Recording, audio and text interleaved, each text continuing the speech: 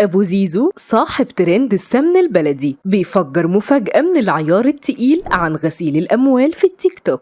أبو زيزو والسمنة البلدي اتصدروا ترندات أشهر المطاعم على السوشيال ميديا، متربيين على السمنة البلدي وكل حاجة بياكلوها بالسمنة البلدي، حتى السلطة عندهم عليها سمنة بلدي، لحد ما وصلوا لأكبر مطاعم الشيخ زايد ومصر الجديدة. وبعد ملايين المشاهدات اللي عملوها اتعرض عليهم عرض بملايين من غسيل الأموال، وردهم كان مفاجأة. انتشرت في الفترة الأخيرة فيديوهات لصانع محتوى اسمه أبو زيزو، بيظهر هو وأولاده الاتنين زياد وإياد، والمحتوى بتاعهم بيتكلم عن الأكل اللي بيقدموه بالسمنة البلدي زي البيض والبطاطس وحتى السلطة بالسمنة البلدي. وبسبب عفوية زياد وإياد وأبوهم في تقديم المحتوى ومن غير تصنع بقوا حديث السوشيال ميديا، وحققت صفحتهم نسبة مشاهدات ما حصلتش قبل كده، ووصلت لأكتر من 5 مليون مشاهدة للفيديو الواحد. وأول ما المطاعم والبراندات الكبيرة شافت مشاهداتهم حبت تلحق الترند وبدأت فلوس الإعلانات من أكبر المطاعم والبراندات تغرقهم، وأبواب الرزق اتفتحت لهم. مطاعم وبراندات كبيرة في زايد وفي مصر الجديدة كلمتهم علشان يجربوا الأكل ويعملوا دعاية زي حجوجة وحضرموت عنتر وشرام بزون وغيرهم كتير. أبو زياد بدأ يتكلم عن إزاي دخل السوشيال ميديا وإيه سر البروباجندا والترند اللي حصل. والد زياد قال إن إحنا بدأنا بالصدفة لما كنت في يوم مسافر ورجعت البيت ولقيتهم عاملين رز بلبن وعليه سمنة بلدي، ولما بصيت لشكل الطبق قلت لازم أعمل عليه فيديو، ونزلت الفيديو على التيك توك واتفاجئت إنه جاب مشاهدات كتير والتعليقات كلها كانت إيجابية على السمنة البلدي، فقلت إحنا نخلينا في موضوع السمنة البلدي ده. وبعد كده ظهر معايا زياد ابني في فيديو والناس بقت متعلقة بيه، وبعدها طلبوا المتابعين منه في التعليقات عاوزين إياد أخو زياد معاه في الفيديوهات وإن هو اللي يقول المقدمة بتاعت كل فيديو. أبو زياد ما كانش ناوي يدخل في موضوع السوشيال ميديا لأنه ما كانش بيفهم فيه، ولكن صديقه هو اللي نصحه وقال له ينزل الفيديوهات على منصات تانية غير التيك توك.